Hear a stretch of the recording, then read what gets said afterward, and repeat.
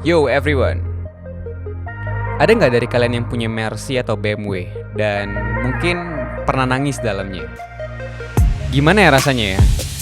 Let's check it out.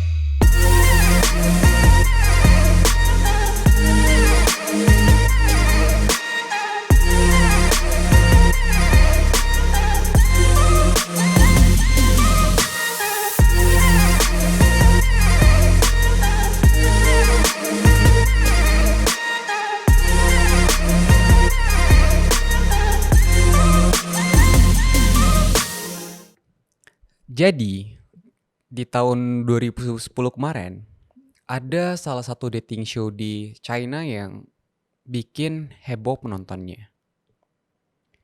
Dating show di China itu kira-kira mirip Take Me Out kalau di Indonesia. Mungkin yang belum tahu Take Me Out itu adalah salah satu dating show di mana ada seorang pria dewasa yang diberi kesempatan untuk menarik perhatian dari 30 kontestan wanita lainnya, di mana setiap wanita itu diberikan satu tombol merah, dan kalau misalnya wanita itu nggak suka sama cowoknya, wanita tersebut boleh menekan tombol merah dan mematikan lampu mereka. Jadi singkat cerita, si pria itu ngenalin dirinya, background dia, dan terus dia bilang kayak gini. Saya itu mencari seorang wanita yang mau berkencan sama saya dengan menaiki sepeda saya dan mengelilingi taman. Dia bilang kayak gitu. Terus ketika dibilang seperti itu, banyak dari kontestan wanitanya itu mematikan lampu mereka. Ketika di interview, salah satu wanita itu bilang kayak gini. Salah satu wanita itu bilang kenapa alasan dia matikan lampu. Dia bilang kayak gini. Saya lebih baik menangis dalam sebuah BMW daripada bahagia di atas sepeda bersama kamu. Emang apa yang dikatakan wanita itu wajar? Atau sedikit berlebihan? Coba, Civivi, menurut pendapat kamu apa? Hai. Hai again. Halo, Ci. Halo. Har, tapi itu menurutku menarik banget loh, Har. Pertama ya, Har. Itu Kenapa tuh? akhirnya cowok dapat nggak? Aku nggak tahu karena aku nggak Kayak ngelihat nggak full dibahas ya? episode-nya. Aku nggak ngelihat full Heeh. episode-nya. Ada full episode-nya tapi aku nggak ngerti karena bahasa Mandarin. I'm so Oh, sorry. oke. Terus Hmm. Cuman, menurutku mm, kenapa? cuman dari klip yang aku nonton, banyak wanita yang matiin lampu sih. Lampunya langsung Iya, terus mati semua gitu. mati semua. Tapi Tapi Har, wanitanya apa ya? Tega banget ya dia ngomong kayak gitu. Menurut lo gimana, Ci? Si cewek ini menurutku tuh tega nggak? menarik banget loh, Har. Kenapa? Gimana ya? Setelah aku pikiran ulang ya, Har. Heeh. Dia tuh pernyataannya tuh menurutku bagus banget loh. Dia bilang kan, nangis di BMW Mm-mm. tapi bahagia naik sepeda. Heeh. Loh, Har? Dia bilang dia lebih baik nangis dalam BMW daripada bahagia di atas sepeda. Menurutku berarti bayangan dia naik sepeda tuh bahagia loh, Har. Iya gak sih? Oh. Itu kayak aku tuh barusan mikir kayak, der gitu. Yang dia bayangin naik sepeda tuh bahagia loh, Har. Berarti dia banyak melihat orang bahagia naik sepeda. Iya dong, bener dong ya kan? Datang dari referensinya dia nih. Heeh. Berarti ya kan? Dan dia banyak melihat orang nangis naik BMW, Har. Bener gak sih? Tapi Dia, orang ini, cewek ini. iya, tapi kenapa dia lebih, kalau dia tahu naik sepeda itu lebih bahagia, tapi kenapa dia lebih milih naik BMW walaupun di dalam BMW dia nangis? Kok Mungkin ya, Har. konyol ya? Dia udah naik sepeda dan gak bahagia, Har. Mungkin. Enggak. Gimana ya, menurutku pernyataan dia sendiri tuh udah menarik. Berarti kan somehow dia sendiri bisa menyimpulkan bahwa ya emang naik sepeda tuh bahagia, tapi aku nggak mau. Gak mau naik Mungkin dia sepeda. nggak mau heeh, nggak mau naik sepeda atau dia nggak mau bahagia atau dia atau dia udah nyoba naik naik sepeda selama ini tetap nggak bahagia misalnya. Heeh. Jadi kayak mungkin dia waktu denger sepeda, "Sepeda!" matiin lampu langsung mungkin aku Sepeda nggak tahu. lagi sepeda lagi. Ya dia udah kayak, "Udah gue coba percuma," mungkin kayak gitu ya. Jadi aku nggak tahu, Heeh, mmm, tapi kalau aku harus berpendapat, menurutku gimana, heeh, eee, itu fenomena yang kita bisa ngerti lah, ya nggak sih? Kayak karena kita kan tahu gimana mhm, ya, karena orang-orang yang kita tahu dan kita pun tahu bahwa, mmm, kita tahulah perbandingan sepeda sama Mercy gitu loh. Ya ini mhm sepedanya mhm. dibatasin dulu nih, bukan sepeda-sepeda zaman sekarang ya ratusan juta ya, yang Sepedanya biasa bukan aja gitu. Brompton ya, sepedanya Ya tuh kan? mungkin 2010 belum ngetren ya kayaknya ya. Brompton tuh, dari umur berapa? Dari tahun berapa ya? Aku nggak tahu tapi Tapi kan yang lagi baru ngetren pastinya kan belakangan. iya, tapi yang pastinya sepeda yang dimaksud ini mungkin bukan Brompton ya, mungkin sepeda-sepeda Ya, jadul atau gimana gitu. mungkin soalnya kalau masuk di zaman setelah Covid mungkin mereka akan tetap nyalain lampunya tanya dulu, "Sepeda apa dulu?" Kan gitu. Brompton Jelasin ya? dulu sepeda apa. Nggak apa-apa Brompton nggak apa-apa nggak apa-apa. Yang seri apa kan kita nggak tahu, siapa tahu. Mhm, Tapi, ya kita soalnya bisa mengerti lah maksudnya meskipun itu terdengar sinis ya, meskipun hmm, terdengar kayak, a a terlepas dari itu sebuah reality show untuk for fun, untuk mhm. entertaining, tapi menurutku itu fenomena yang semua orang bisa mengerti meskipun kemudian sinis dan mocking ya kayak, "Ah materialis banget lah," Matre atau banget. kayak terus kayak tega banget, padahal kan lu nggak tahu, siapa tahu cowok itu punya harta karun gitu kan. Mmm. Tapi Terus, emang apa orang-orang sekarang itu, eee, nge-judge duluan berdasarkan penampilan luarnya? Mungkin apa yang dia punya atau mungkin fisiknya atau yang kayak gituan? tapi aku akan mengaku aku sendiri gitu sih, Mmm. Kayaknya agak susah ya kalau misalnya ketemu orang pertama langsung pengen tahu kepribadiannya kayak susah banget. Make sense Maksudku make sense. gimana ya, karena referensi itu tuh gampang banget gitu loh. Maksudnya kayak kalau materi, itu tuh gampang gitu melihatnya. Materi itu bukan duit ya, tapi kayak cara dia berpenampilan, enak dilihat mata, terus, Mhm. pembawaannya dan segala macamnya, eee, pasti itu yang pertama kali kita lihat nggak sih? Ya iyalah, Iya iya. it's nice to the eyes gitu. Tapi, Gak usah munafik. eee heeh, menurutku tuh soalnya itu yang paling gampang dibandingin ya, Mhm. Kalau misalnya bandingin antara sepeda dan Mercy kan tahu nominalnya gitu, sehingga orang tahu Mhm. bahwa ini tuh wah, ini weh gitu loh, gimana sih, kayak biasa aja gitu. Tapi kemudian soalnya orang akan maklum karena kan dia juga punya perbandingannya mirip kan, kayak, "Oh iya aku ngerti, kalau yang kamu bandingin nominalnya aku mengerti." Tapi kemudian yang bikin orang sinis itu kan perbandingan perasaannya, ya nggak sih?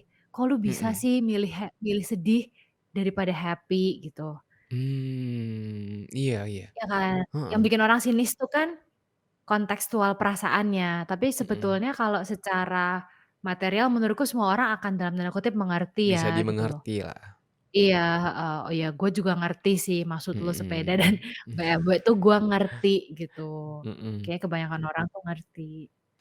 Tapi menurut Cici, dia lebih milih nangis daripada bahagia. Itu make sense gak sih menurut aku nggak tahu. Dari menurut Cici gimana?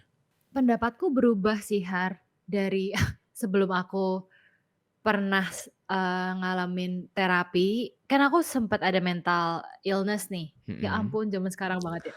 Tapi ini real ya, psychologically tested gitu. Kalau dulu ya sebelum aku sempat mengalami sebuah mental breakdown ya, Mhm. aku juga milih duitnya. Ya pastilah, soalnya aku bilang, "Gampang perbandingannya. Sepeda aku pernah punya, tapi sepeda aku pernah punya, ketawa di atas sepeda pernah, nangis di atas sepeda pernah." Mhm. Tapi aku belum pernah punya privilege untuk nangis di dalam Mercy. Naik pernah, tapi nangis di dalamnya aku belum pernah gitu. Jadi aku nggak bener-bener kebayang rasanya, yang waktu itu aku kebayang tuh justru kayak, ya udah sesedih apapun yang penting aku punya Mercy, kan gitu ya. Kayak, Mhm. semua masalah juga paling gitu-gitu aja, soalnya Mmm. udah punya Mercy, rasanya kayak gitu loh. Rasanya kayak punya Mercy itu kayak achievement tertinggi mungkin. Mmm. Eee, tapi kemudian setelah aku mengerti rasanya depresi, orang-orang di sekitarku tuh banyak yang depresi, literally ya. Ini tuh nggak yang kalian tes di Google gitu bukan loh ya, ini tuh bener-bener yang ke psikolog dan datang dan berobat gitu. Dan aku pernah nemenin temenku yang, dia udah berkali-kali suicidal attempt, bener-bener udah loh ya, karena Wow. depression. Jadi bukan yang, ya aku lagi-lagi bukan yang kayak Mhm. dikit-dikit bipolar, bukan. Dia udah bener-bener berobat gitu. Jadi Mhm. aku udah nemenin temenku survive itu, sejak itu berubah sih, pandanganku berubah total soal depresi itu ngeri banget, gimana ya, nangis ketika masalahmu nggak bisa diselesaikan dengan uang, menurutku ya ketika kamu naik Mercy biasanya kalau kamu nangis di dalamnya ya kemungkinan masalahmu nggak bisa dibeli dengan uang ya kan. Maksudnya kayak, Mhm. kan kamu udah bisa beli Mercy, harusnya kalau misalnya makan harusnya nggak susah dong, baju Iya. ada dong, rumah Mhm. ya mestinya ada, masa tidur di Mercy kan enggak ya. Jadi kan harusnya masalahmu tuh nggak bisa selesaikan dengan uang dan itu tuh rasanya tuh kayak powerless, hopeless, helpless, itu gila banget sih, jadi ya mungkin aku akan sama kayak kamu ya sekarang ya. Enggak, bukan kayak, bukan mungkin, iya, aku akan sama kayak kamu sih. Mending mending happy sih. Tapi Gimana cuma ya, naik sepeda?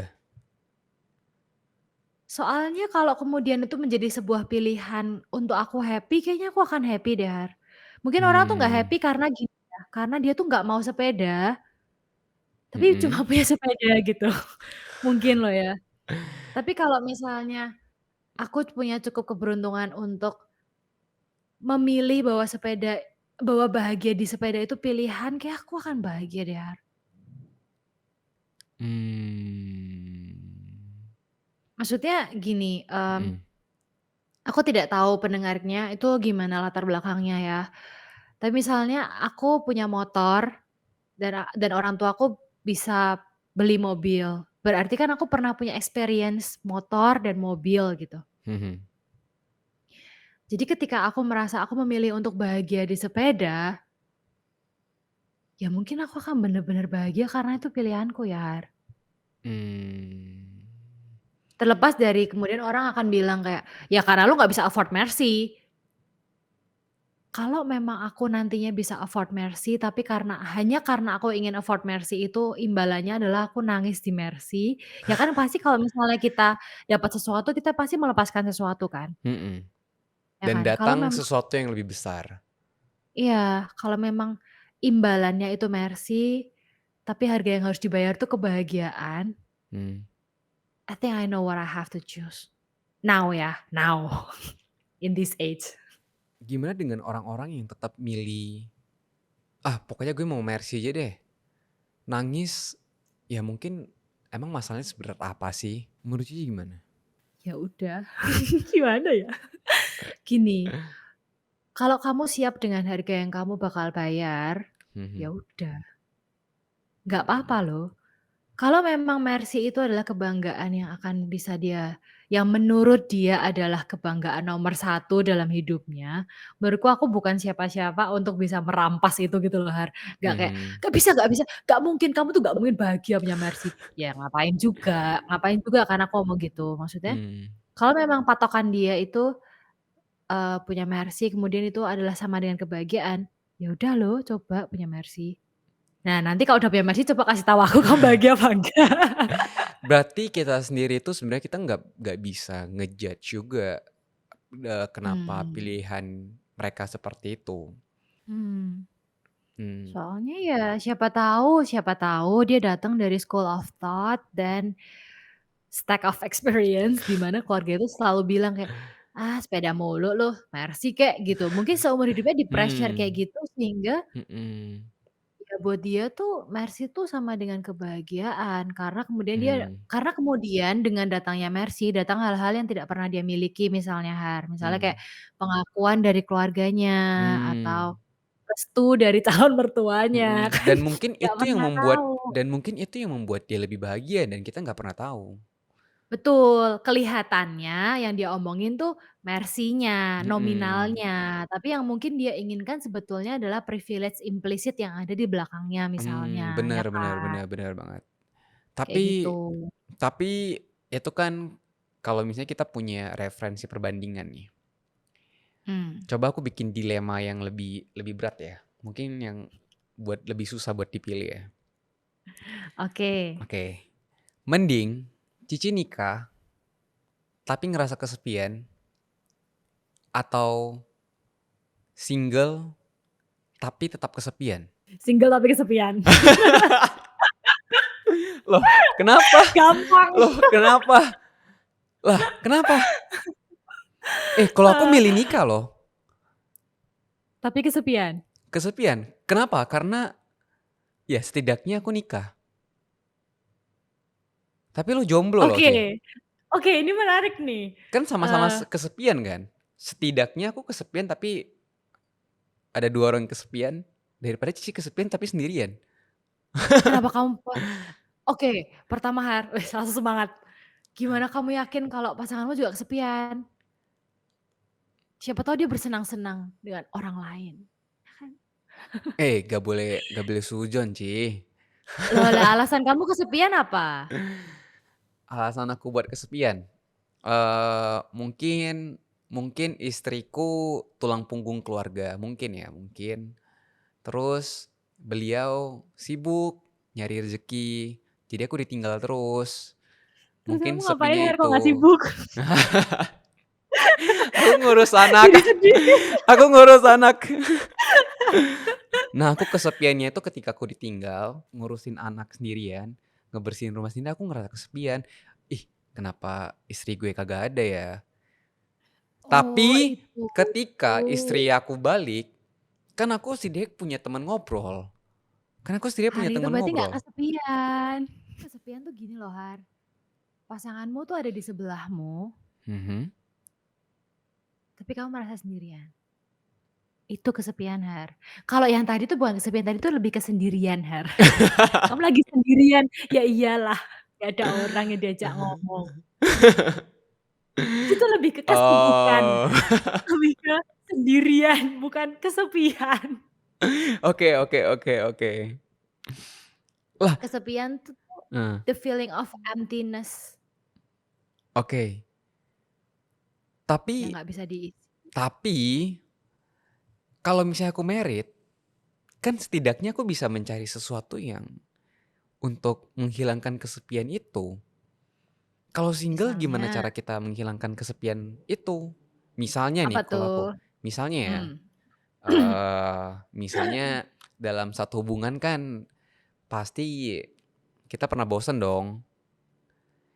Terus karena Mhm, bosen itu kita jadi ada jarak, terus mhm, kurang komunikasi, itu kan salah satu penyebab kesepian ya, yang bisa salah satu mhm, penyebab yang bisa bikin kita kesepian ya. mhm. Nah, tapi kalau kita punya pasangan, kan kita bisa mencoba sesuatu yang baru yang bersama, yang mungkin bisa menghilangkan rasa kesepian itu. Misalnya, punya anak baru. Ini anak kemana sih? Gue bingung nih anak tuh mau apa?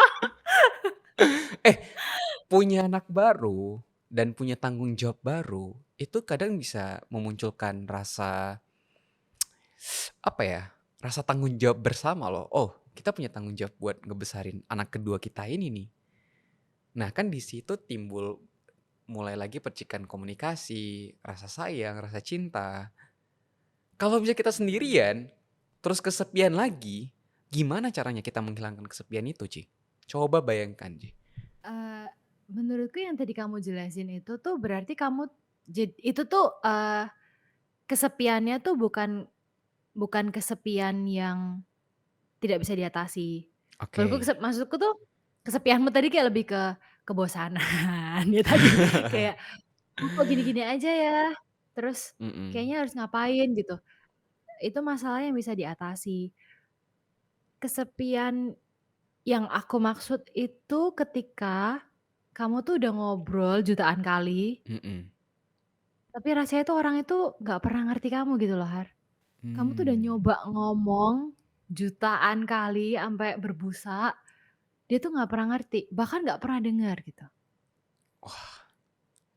Terus kayak, eee, kesepian yang di bayanganku tuh kayak, kamu tidur sebelahan, tapi Mhm. jaraknya kayak Amerika Indonesia gitu.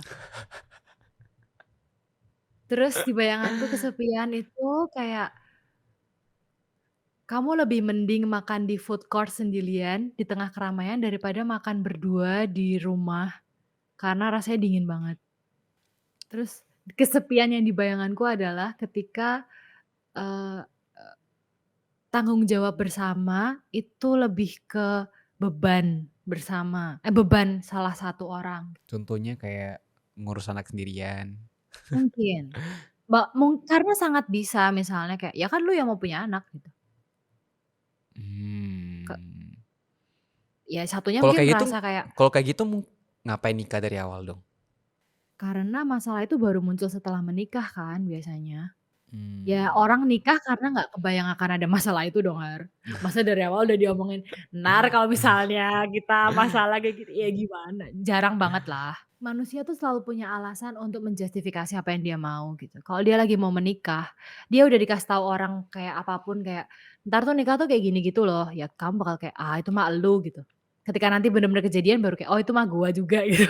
Kan gimana ya, Tapi apa yang membuat, eee, kesep single tapi kesepian lebih baik daripada menikah tapi merasa kesepian? Apa yang membuat because I know that is the feeling that I supposed to feel. gimana gimana? Coba di-elaborate. Menurutku ya Har, expectation kills more people than guns, menurutku. Oke, and Jadi then? ketika aku memutuskan untuk menikah, kayak kamu tadi bilang, "Kalau gitu kenapa menikah?" Lah karena sebetulnya ekspektasi pernikahannya bukan itu toh, Mmm. pastinya enggak dong. Masa iya sih ada orang menikah ekspektasinya cerai? Ada Tapi loh. kan Eh eh, eh salah salah ngomong.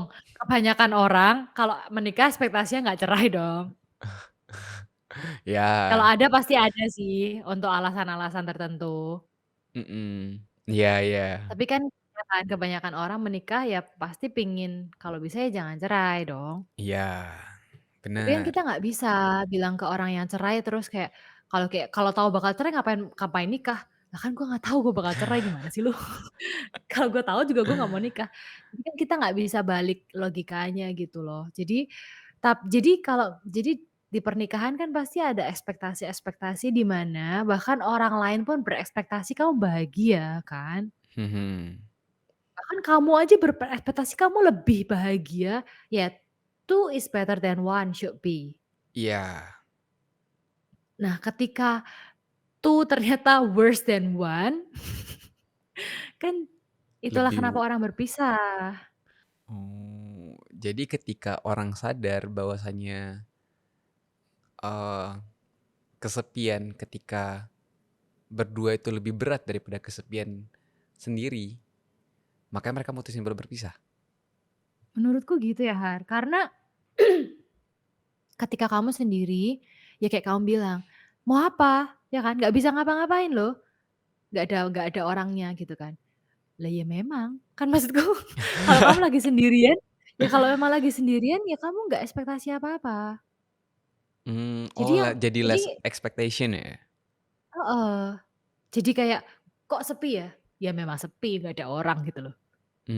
Tapi Mmm, kalau ada pasanganmu, tapi kamu kok merasa sendirian, menurutku itu sakit banget, Har.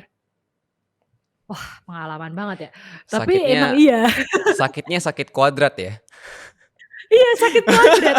Kayak udah udah ngelihat realita pahit kan, kayak pasangannya di sini kok gua merasa kesepian, terus masih dibunuh lagi sama ekspektasi yang dulu pernah ada, kayak harusnya kan nggak kayak gini ya, kayak gini ya, Mmm. harusnya kan Harusnya kan gimana, beda gitu loh. Lah itu tuh, ya makanya kalau aku harus milih single kesepian atau married kesepian, Mending definitely single kesepian sih, gua ya, biar nggak tapi gua sakit nggak kuadrat, tahu.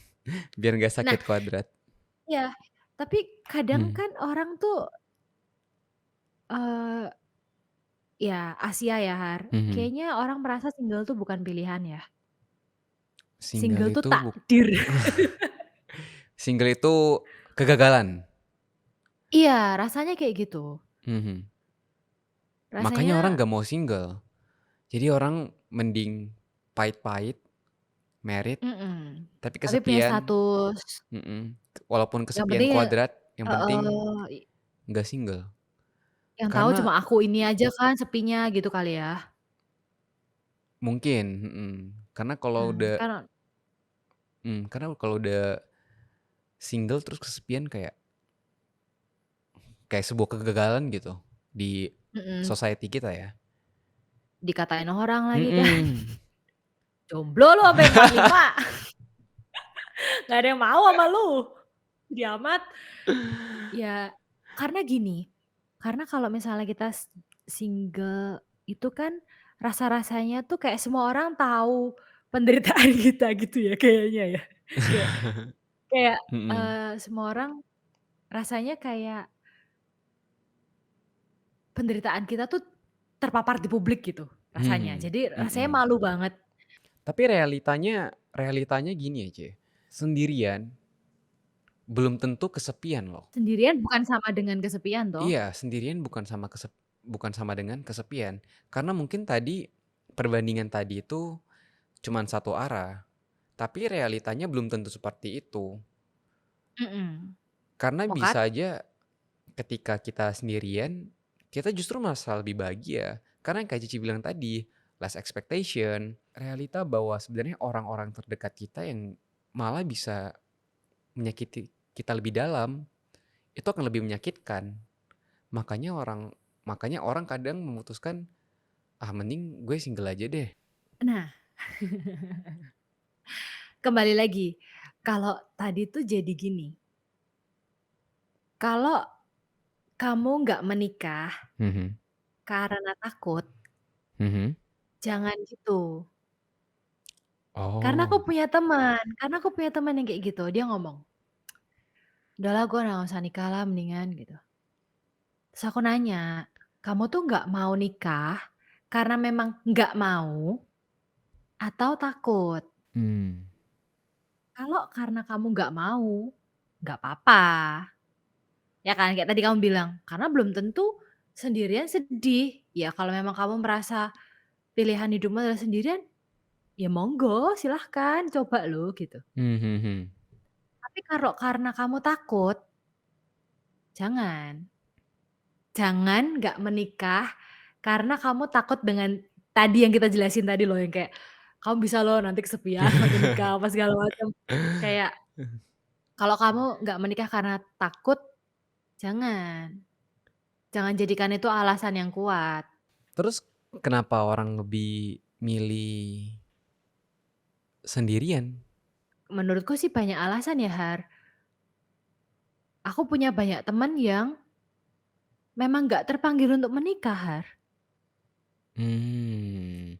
Tapi bukan Gimana karena ya? alasan-alasan tadi, bukan karena alasan takut yang ini, yang takut yang itu, bukan? Bukan. Karena memang ya sama kayak kamu mau milih berwira swasta atau jadi pegawai gitu. Gitu Mmm. aja, simpel aja gitu. Jadi kayak itu tuh Mmm. sebuah pilihan yang mau bilang biner juga lebay sih, ya biner lah, bisa 0 atau 1 gitu. Kamu bisa milih, Mmm. binary option gitu. Buat Binomo dia dong. tuh jangan Oke, dong, intermezzo intermezzo. buat dia tuh bisa dipilih dan Mhm. kalau memang itu adalah sebuah pilihan yang dia merasa biasa aja, bagus. Mmm. Karena kan sebetulnya banyak tuh Har orang yang nggak menikah, Banyak. banyak loh, ya kan? Dengan berbagai macam alasan ya? Mhm. Ada yang Banyak. memang ada yang memang nggak mau aja gitu, Mhm. Ada yang karena alasan kesehatan misalnya, Mmm, ada yang karena alasan ini itu, ada yang takut juga, yang nah kalau tapi yang yang takut paling itulah paling dihindari itu jangan karena takut jadi nggak nikah. aku tuh bilang sama temanku kan, "Kalau kamu nggak nikah karena takut, kamu nanti jadi bitter sama orang yang nikah. Oke. Karena kan kamu kalah toh sama rasa takutmu," gitu loh. Mmm, Kemungkinan besarmu nanti menyesal tuh besar banget. tapi kalau nanti nikah malah jadi kesepian, kejadian lagi dong yang tadi? Yang dia takutkan toh. Heeh. Aku tuh nggak tahu ya Har, kalau kayak gitu, itu tuh karena dia tuh selalu berpikir dia akan kesepian, maka dia kesepian, atau dia benar-benar kesepian, ngerti nggak Har? Oh, oke. Kadang-kadang kan, kita tuh magnet ya, Heeh hidup heeh. kita kan magnet. Mhm mhm. Ketika kita mikir kayak,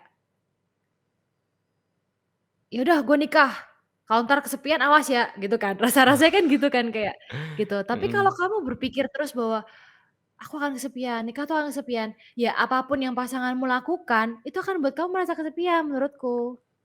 Berarti sebenarnya, menikah dengan alasan buat mengisi kekosongan seseorang, itu salah dong?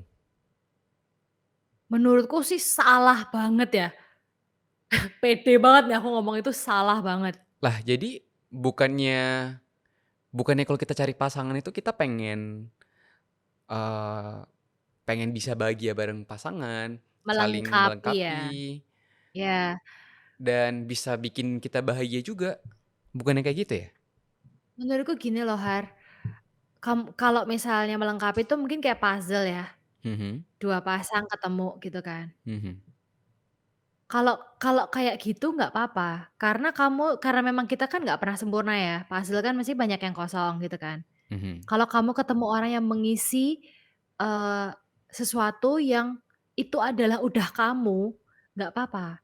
Tapi kalau puzzle itu tuh kamu sobek, supaya orang itu bisa masuk, itu yang salah menurutku. Anggaplah nih puzzle-nya nih ya, ini puzzle-nya.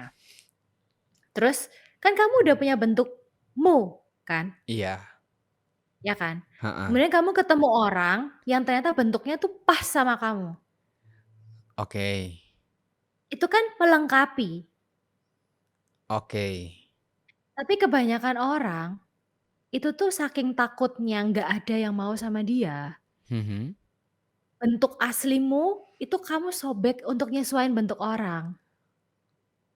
Ah, Kebayang nggak sih ya? Kebayang ya? Udah mulai kebayang kebayang ya? kebayang kebayang kebayang. Jadi kalau kamu tuh jadi melengkapi tuh bener, karena kan memang kita punya bentuk tertentu yang bisa mengizinkan orang untuk masuk, untuk membuat kita merasa lebih lengkap, ya Mhm kan? mhm Itu nggak apa-apa, ya bagus, ya kan? Ketemu mhm. ketemu gitu ya pasti happy banget lah.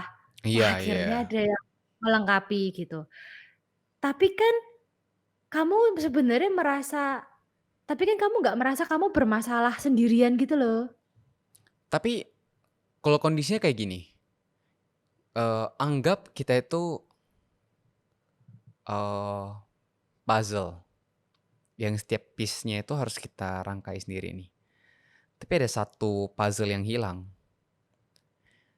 Orang ini expect dengan memiliki pasangan, pasangan ini itu akan mengisi puzzle yang hilang ini.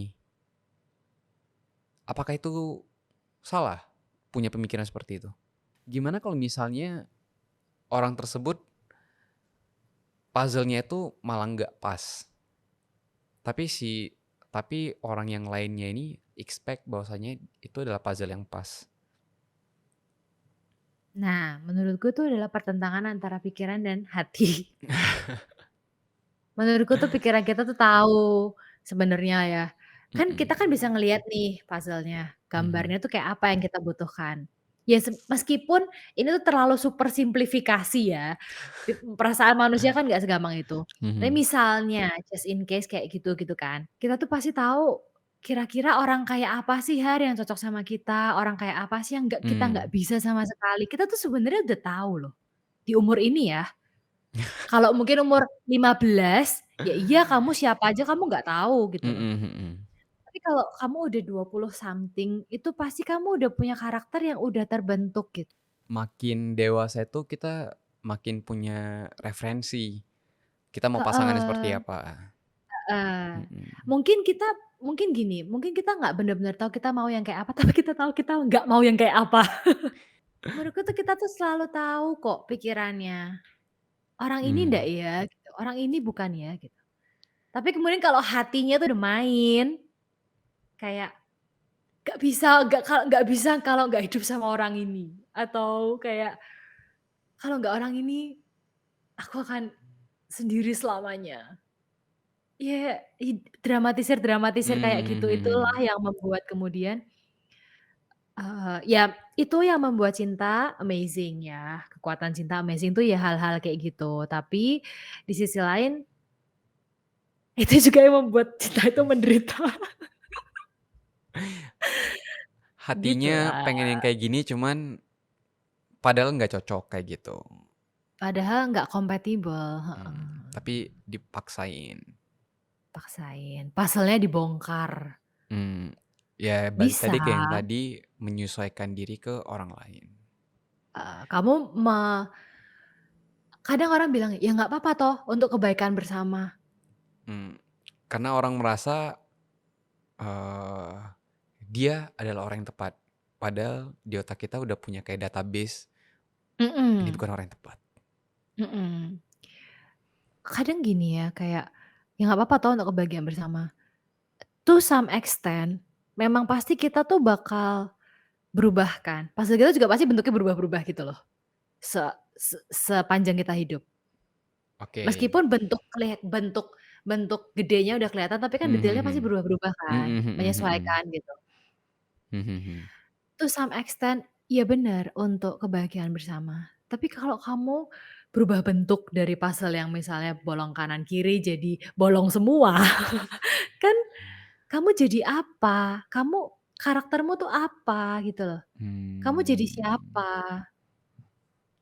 Ketika nanti bubar, kamu udah kehilangan orang itu, kehilangan dirimu lagi kan. Mhm mhm mhm. Ya makanya itu yang menurutku tuh salah banget ya di situ. Kalau kamu bersama orang hanya karena kamu takut sendirian, hanya karena kamu merasa nggak ada yang mau sama kamu, hanya karena kamu pengen status, jangan, Itu yang oke? bahaya. Don't try. Ternyata manusia tuh kompleks banget ya. Kayak, apa yang terjadi sama kita itu, kita nggak bisa lihat dari satu sisi aja. Dan kita sebagai manusia lain itu juga, sebenarnya nggak punya hak untuk, menilai sesuatu berdasarkan dari kacamata diri kita sendiri aja. Sebagai manusia kita juga harus sebenarnya kita harus bisa menghargai pilihan setiap orang. Yang penting ketika kita memilih sesuatu, kita harus bertanggung jawab dengan pilihan itu dan kita harus tahu bahwasanya, tiap pilihan itu tetap ada tanggung jawab di baliknya. Mungkin last ya ada closing dari Cici? Mmm, Singkat sebetulnya aja. ada orang yang bilang, "Setiap orang tuh pasti nge-judge." Dan menurutku betul, kayak tadi kan kita pernah bahas kan, kita pasti Mhm. nge-judge. Tapi ya udah jangan bercokol sama judgement itu loh. Mhm. Kita berikan penilaian pertama itu pasti, tapi Mhm. kemudian ketika terbukti salah, let go yang dulu, pegang yang baru. Mmm. Jangan jangan jangan terlalu fokus sama apa yang kita pikirkan dulu pasti bener tuh nggak mungkin, hidup tuh nggak sesimpel itulah menurutku. Oke. Oke mungkin itu aja buat, episode kali ini and until next time. Bye-bye. Bye-bye.